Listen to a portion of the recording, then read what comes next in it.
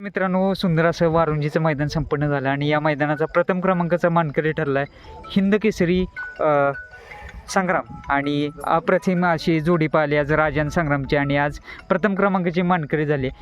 चला तर मग संग्रामची मुलाखत चालू करूया. दादा नमस्ते. काय सांगाल आज कशी पाहिली जोडी? जोडी चांगली पाहिजे. जरा सिमेल जरा पावसानं जरा बरं त्यामुळे जरा पहिला जरा प्रॉब्लेम झाला सिमेला. पण आम्हाला जरा शंका होती गाडी होती त्यामुळे आम्ही ऑपरेशन घेतलं डायरेक्ट. बरं त्या डायरेक्ट दिसत होतं त्यांनी शिपूट पण जरा आम्ही ऑपरेशन घेतलं. ऑपरेशन सक्सेस झालं.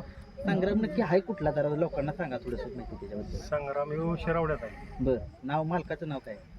मालकाचं नाव पातुर्ग मी सांगत नव्हतो किती. हे संग्राम ग्रुपच्याच नावानं पोहतो. बरं.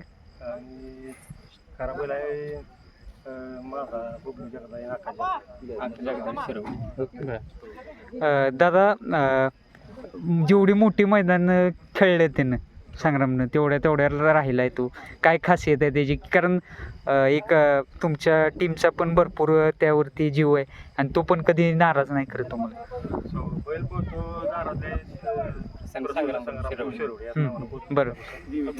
आणि ग्रुप आमच्याला सहकार्य म्हणजे पोरं काय पण आपली त्यामुळे सगळे. दादा, तुम्ही जास्ती करून दिसत नाही आम्हाला कॅमेऱ्यासमोर. मला वाटते प्रथमच आलेला नाही म्हणजे कसं होते पोर असते ती आपल्याला त्यासनी पण मनपान दिला पाहिजे. आपला बैल आपण त्याच्या आपण म्हणलं ग्रुपच्याच नावामुळे पाहावं. बरं पहिल्या गोष्ट आपण ग्रुपच्याच नावामुळे. बरं. आज ही जोडी फायनलला ज्यावेळेस खाली पळायला गेलेली त्यावेळेस काय चाललेलं मनामध्ये?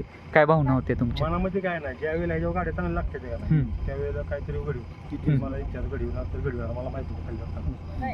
कारण ह्याच्यावर जर चांगली गाडी असली का शेत आता तर म्हणजे रेकॉर्डच आहे.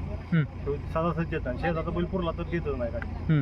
ह्याला जेव्हा जर शेताचा बैल पुरला तर कोणी म्हणायचं नाही की ह्याला आम्ही मागू शकतो. लय जणांनी प्रयत्न केलाय म्हणजे गाडी मारायची चांगले म्हणजे त्याच्या चिटकून गाडी घेऊन प्रयत्न केलाय पण सगळ्यांचा प्रयत्न फसलाय. त्याचं वैशिष्ट्य काय? वैशिष्ट्य म्हणजे काय ह्याला असाच करंट म्हणजे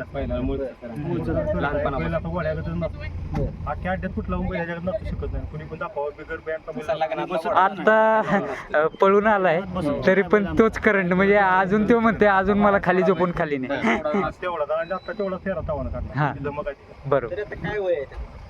तेव्हा सायदा झाला. साधारण म्हणजे त्याचा इतिहास काय म्हणजे आपल्या खरेदी एका घरच्या काय इतिहास म्हणजे कसा गाडीतला पडून मैसूर गाडीतला पडा आक्षेपाला तिथं दादा डोबल आमच्या गावातला त्यांचा पाठ होता. तिने बैल वासरू दुसऱ्याला दाखवलं होतं ह्यासाठी. तो पण माझा मित्र होता. त्याला म्हणलं तू नसला घ्या, तुम्ही घेतो वासरू. त्यानं आपलं चांगल्या म्हणून मला घ्या म्हटलं. मग आपल्या व्यवहार झाला. वासरू आणलं तर बऱ्यापैकी कोण ह्याला बैल पण देतो ते चालवायला इतके जर होती. आता झुपलं तरी गोड्यागतच वर जाय खाली येतच नव्हतं.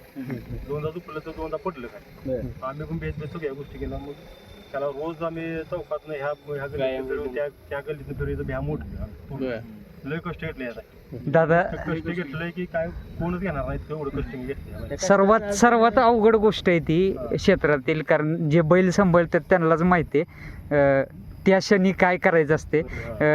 काय म्हणजे टीमची काय अवस्था झालेली त्यावेळेस ती सर्व सांगा. कारण इधरा बैल म्हटल्यावर त्याला सांभाळणं परत त्याच्या सर्व गोष्टी करणं ते पॉसिबल सोपं नाही ती गोष्ट. आणि त्याला भरपूर मानसिक शांतता आणि सर्वच गोष्टी पण लागतात त्यासाठी. काय सांगाल?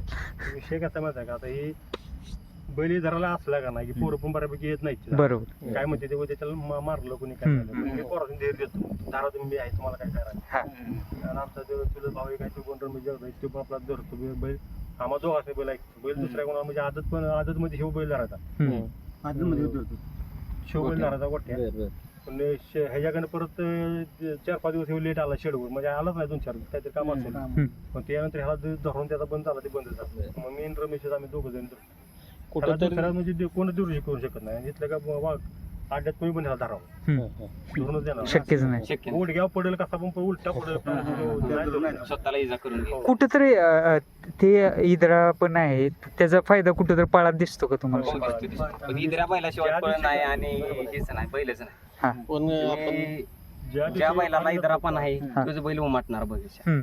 त्याच्यात आम्ही लहानपणीच घेतलं तेव्हाच गाडीतनं उतरताना 2 वेळा पडलं. हम्म. तेव्हाच आम्ही म्हणलो ह्यो काहीतरी हाय आणि इथं अंगात करंट आहे. त्यावेळेसच वाटलेलं की झालं बस आपल्याला जे पाहिजे ते तो बैल मिळाला. तो गाडी बांधूनच पळतो दुसऱ्या वयात ओपनला गाडी बांधून पळाला. ओपनला. ओपनला आणि दुसऱ्या पात्र आदत असताना ओपनच्या गाडी मारायची चांगली हम्म.